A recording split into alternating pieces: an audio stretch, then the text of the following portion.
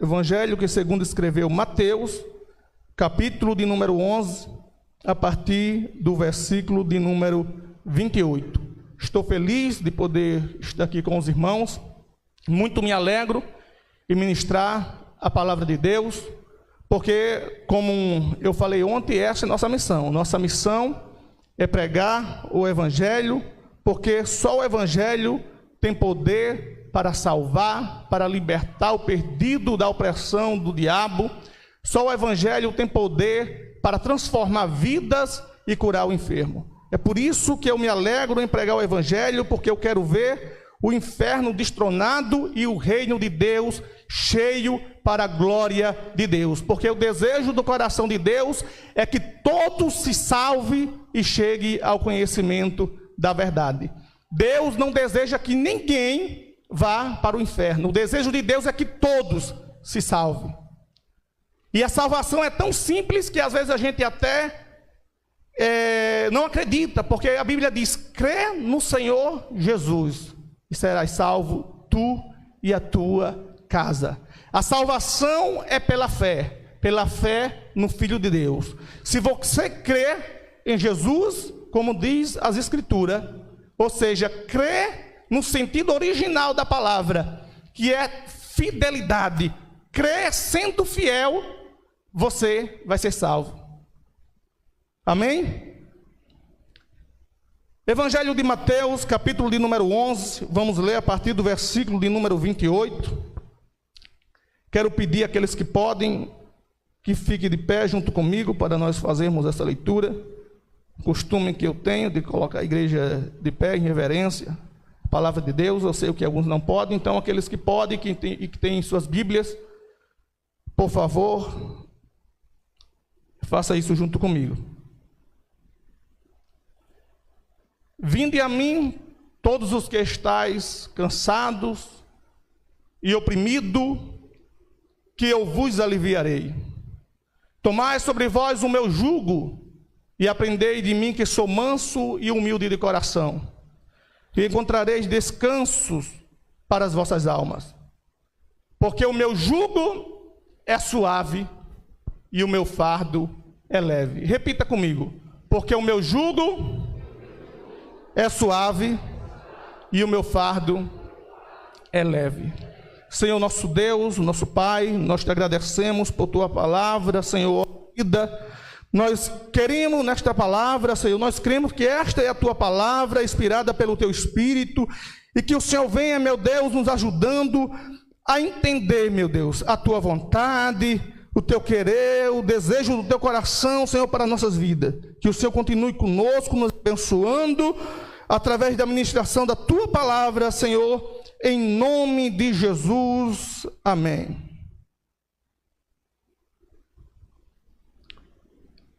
Nós estamos diante de um texto escrito pelo evangelista Mateus, mas proferido pelo próprio Senhor Jesus.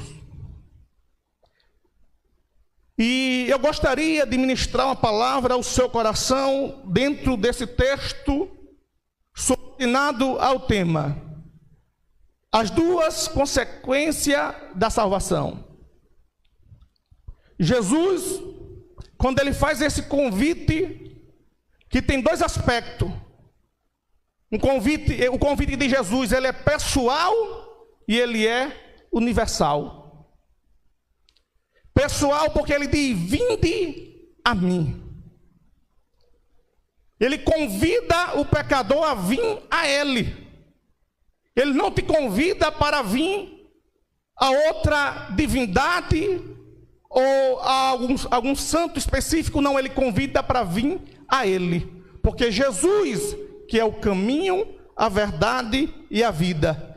E ninguém, ele disse, vem ao Pai a não ser por mim. Jesus é o único caminho. A Bíblia fala que há dois caminhos.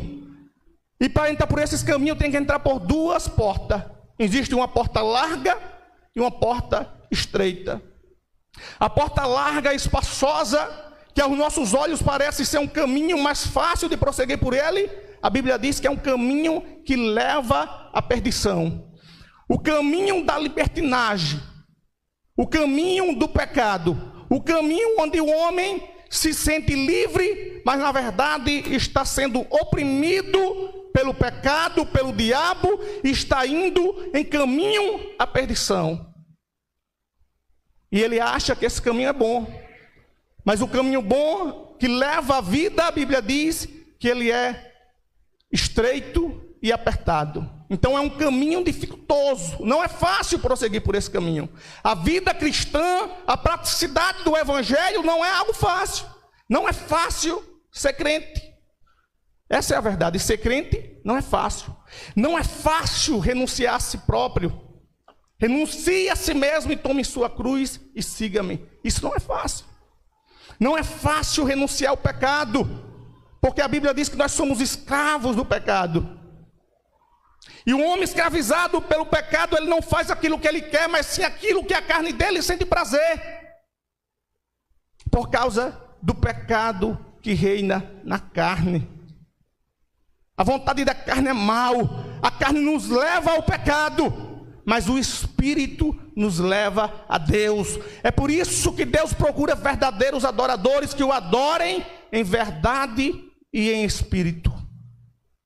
Porque o Espírito clama por Deus.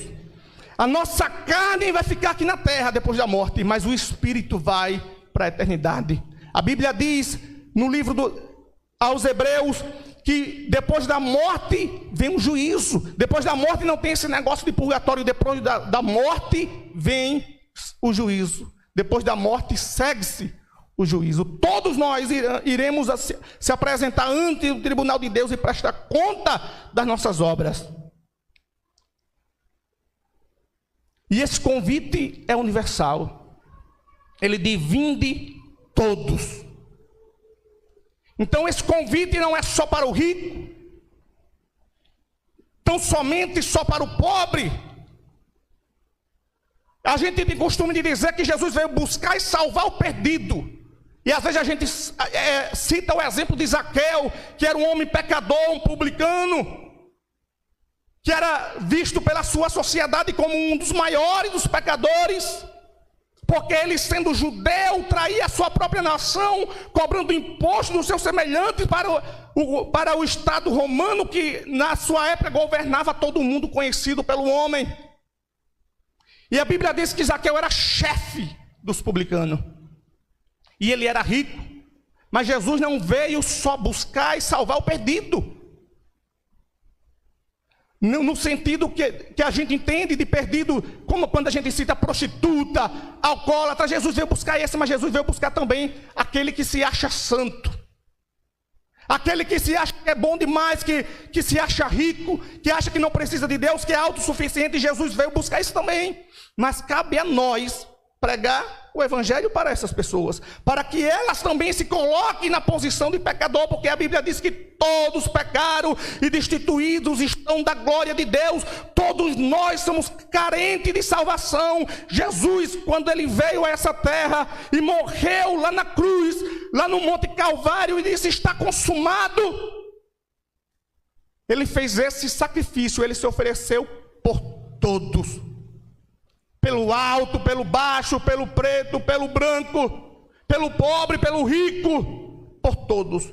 O convite de Jesus é universal. A igreja, ela não está presa a uma placa. A igreja, ela é universal. A gente não trabalha para a igreja nacional. A gente trabalha para o reino de Deus. Por isso que a gente não prega só aqui na cidade, a gente prega quando a gente tem oportunidade. Lá em Natal, onde quer que a gente esteja, a gente tem que pregar o evangelho, porque o convite é universal. E quem Jesus convida?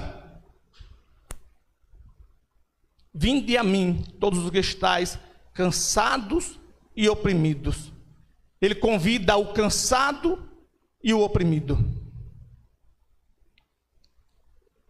Então, se você se acha que está carregando um fardo pesado demais com o pecado, é você que Jesus tem chamado. Jesus, ele chama você que está sendo oprimido pelo pecado, que quer fazer o bem e não consegue por causa do pecado que reina na tua carne. Mas Jesus veio buscar e salvar o cansado e o oprimido. E aquele que convida, ele é manso e humilde de coração. Eu estou passando de maneira rápida por esses aspectos, porque na verdade eu quero me deter nas duas consequências da salvação, que é o jugo e o fardo de Jesus. Então aquele que convida é manso e humilde de coração. Ele não vai entrar na tua vida sem que você queira, porque ele é manso, ele é humilde, ele bate na porta, mas você que tem que abrir a porta do seu coração para Jesus entrar e fazer morada. Jesus, ele não vai te pegar a força e transformar você em um crente. Você que tem que dar a oportunidade de viver uma vida cristã diante de Deus. Se você não abrir a porta do seu coração, Jesus nunca irá fazer morada no seu coração. Não adianta você dizer que é cheio do Espírito Santo, dizer que é crente, dizer que crê em Deus desde o dia que você nasceu, se você não demonstra os frutos do Espírito. Como é que eu digo que eu sou cheio de Deus, creio em Deus, sou cheio do Espírito Santo, se eu continuo roubando, continuo mentindo, continuo me prostituindo, adulterando?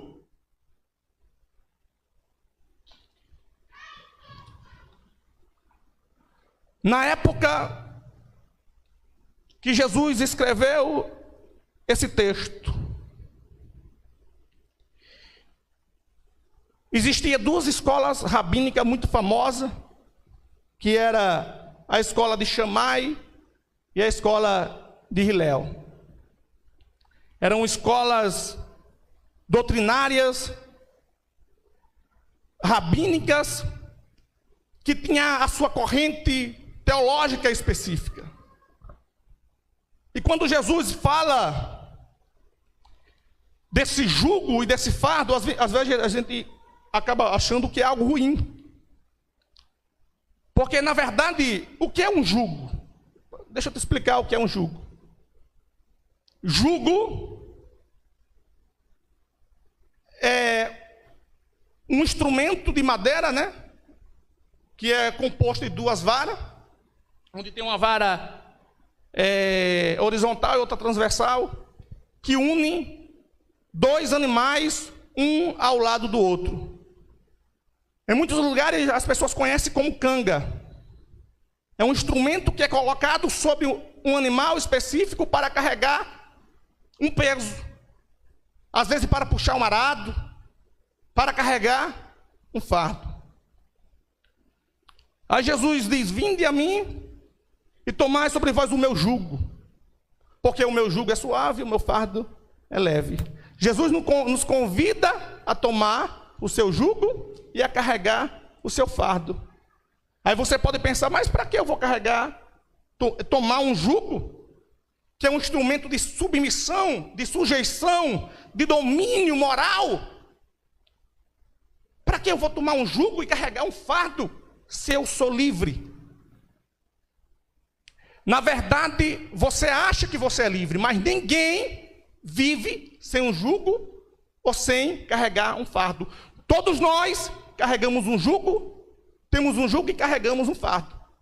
Se você não toma de livre e espontânea vontade o jugo de Jesus, que é um jugo suave, e não carrega o seu fardo, que é um fardo leve, você automaticamente está carregando um fardo pesado e já tomou um jugo pesado, que é o jugo do mundo, o jugo do pecado, o jugo do diabo. A Bíblia sempre fala de dois caminhos, como citei aqui. Então, no mundo espiritual não existe neutralidade. Você não pode dizer: não, mas eu não quero carregar o jugo de Jesus, mas eu também não quero o jugo do diabo, eu quero viver a minha vida do jeito que eu quero. Na verdade, quando você está vivendo a sua vida do jeito que você quer, você já está vivendo do jeito que o diabo gosta. Ou seja, você já está carregando o jugo do diabo, o jugo do pecado, o jugo da religiosidade. Você já está caminhando pelo caminho largo, porque na Bíblia é assim: quem não está com Deus, está contra Deus. Ou você está com Deus ou não está com Deus. Deus quer salvar todos, mas para que Ele lhe salve, você tem que vir a Ele. Ele disse: vinde a mim. Quando você não vem, você acaba abrindo legalidade para o pecado atuar na sua vida, para Satanás e os demônios fazer morada dentro de você, para lhe oprimir com o pecado, para lhe levar à perdição, às vezes, muitas vezes de maneira sutil.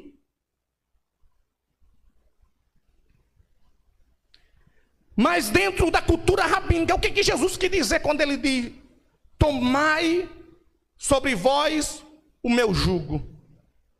Na verdade, Jesus estava falando a uma comunidade judaica, e os rabinos sabiam, os judeus sabiam que ele não estava falando de um instrumento que unia dois animais, ele estava falando de um conjunto doutrinário, de um conjunto de regras doutrinárias. Jesus estava dizendo para as pessoas que estavam ouvindo: olha, deixai o jugo dos fariseus, que é pesado, que eles artam fardos pesados e colocam sobre as costas de vocês, sobre o jugo de vocês, para que vocês carreguem, mas ele mesmo com os dedos não consegue movê-lo, não querem movê-lo. Jesus estava dizendo: olha, deixa esse fardo pesado da escola de Shammai, da escola de Hilel, dos fariseus, dos escribas, e tome sobre vós o meu jugo, ou seja, o meu ensinamento. Que ensinamento é esse? O ensinamento que ele proferiu lá no Sermão da Montanha, lá no Evangelho de Mateus, no capítulo de número 5, onde ele começa no capítulo de número 5 esse sermão e vai concluir no capítulo de número 7 falando sobre o juízo final. Que ele vai dizer que naquele dia muitos aparecerão diante dele dizendo: Senhor, mas nós fizemos tantas maravilhas em teu nome, curamos os enfermos, profetizamos, falamos em língua. E Jesus vai dizer: apartai-vos de mim, vós maldito, que praticais a iniquidade. Então aqui a gente já vê outra coisa, que na verdade dons espirituais, milagre não salva ninguém. O que salva é praticar a justiça de Deus. O que salva é viver na praticidade do Evangelho. Deus não vai te salvar porque você fala em línguas. Deus não vai te salvar porque fez um milagre na sua vida, te curou de enfermidade. Deus não vai te salvar porque você curou muitas pessoas impondo as mãos sobre elas. Ele vai te salvar se você praticar a justiça. Ele vai até comparar que pratica a justiça com o homem que edificou a sua casa sobre a rocha, que veio os ventos, veio as tempestades, ou seja, veio as tribulações dessa vida, mas ele não caiu porque ele estava firmado sobre a rocha. Porque aquele que é edificado sobre a palavra, esse não cai, mas permanece para sempre. São como os montes de Sião, que não se abalam, mas permanece para sempre. Se você crer nesta palavra, erga a sua voz, aplauda ao Eterno, aplauda a palavra de Deus, o Verbo encarnado.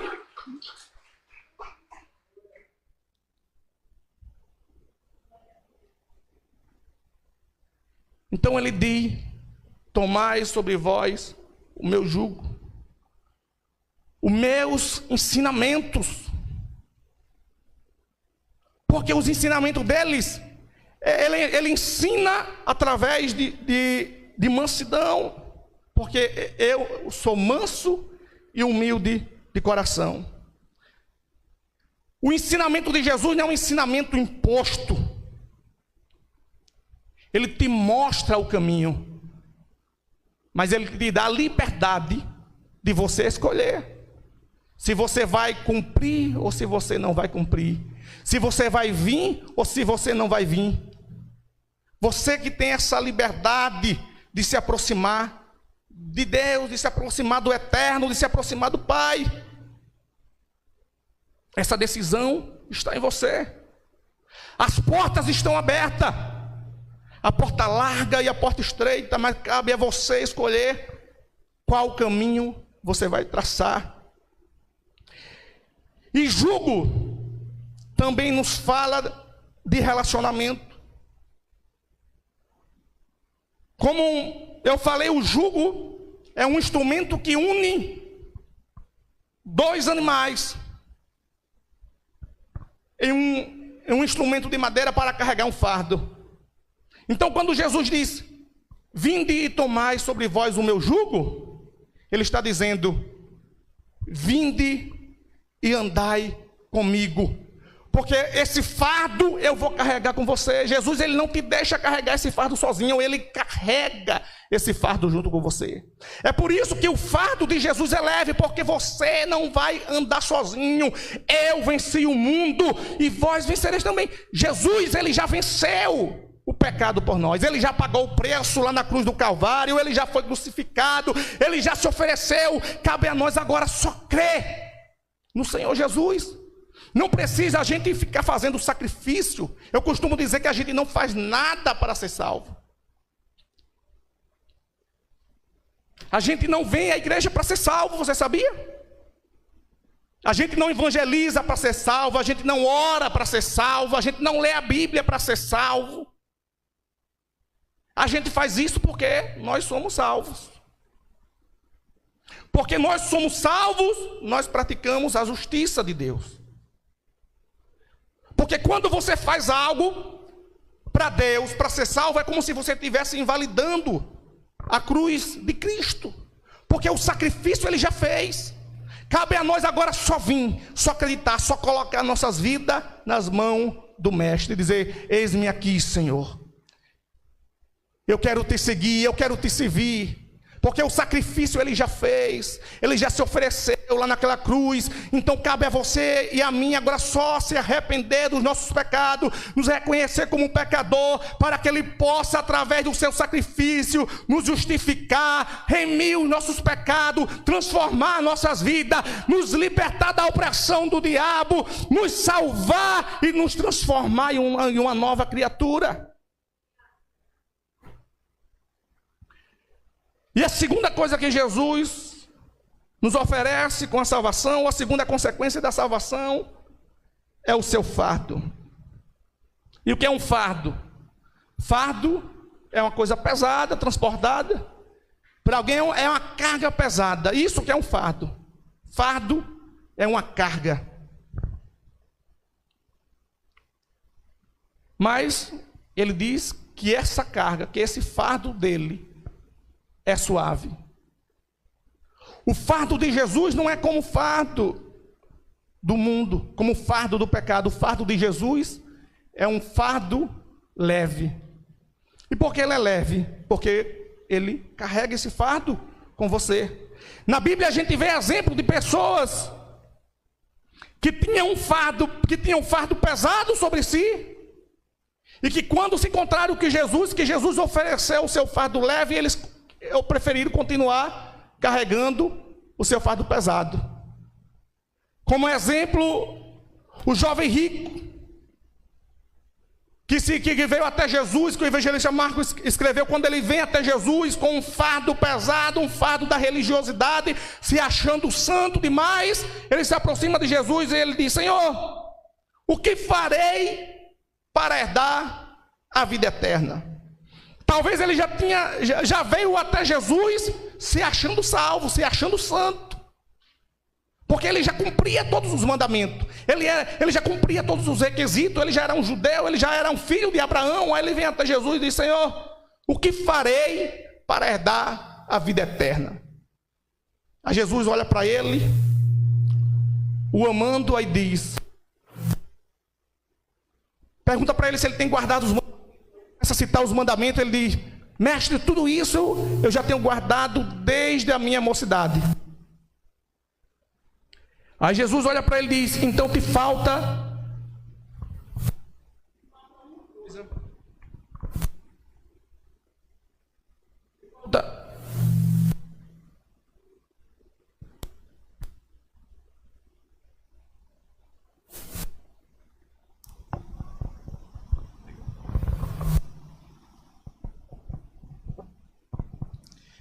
só uma coisa. Vai, vende tudo o que tens e dá aos pobres. Aquele homem, depois de ouvir essa palavra, se sentiu pesaroso por causa das suas muitas propriedades. Por causa do amor ao dinheiro, do amor ao pecado, ele preferiu continuar carregando o seu fardo pesado. Quantos de nós não ouvimos esse convite? Ou quantas pessoas não ouvem esse convite e acabam não dando crédito por esse convite, mas ele não, eu não vou não, porque eu vou ter que deixar a cachaça, vou ter que deixar as farras, vou ter que deixar as menininhas. O que a minha família vai achar, o que meu pai vai achar, o que meus amigos vão achar depois que eu me tornar crente. Aí as pessoas preferem estar carregando esse fardo, ou seja, o fardo da conveniência. Preferem estar carregando o fardo do pecado ao receber o fardo de Jesus, que é um fardo leve. Um fardo que vai te trazer paz e descanso para a tua alma, que vai te trazer a certeza da salvação, porque o homem acha que essa vida aqui é tudo, mas na verdade isso aqui é só o começo, porque a tua vida vai começar depois da morte, que é a eternidade. A Bíblia diz: do que adianta o homem ganhar o mundo inteiro e perder a sua alma? Do que adianta você viver aqui regaladamente, tendo tudo o que você quer, fazendo tudo o que a sua alma, que a sua carne deseja, com muitas amizades, bebendo, fazendo o que você quiser, e no final perder a sua salvação? Aí eu te pergunto, será que vale a pena? Será que vale a pena viver uma vida desgarrada de Deus, e no final perder a sua alma?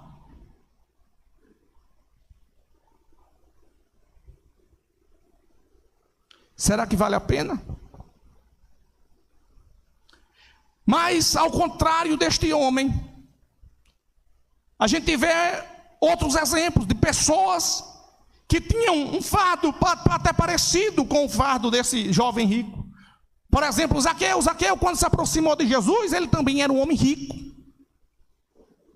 Ele também era um judeu, apesar de ser rejeitado pelos seus semelhantes, por causa do seu pecado, que era de roubar o seu semelhante através da cobrança dos impostos.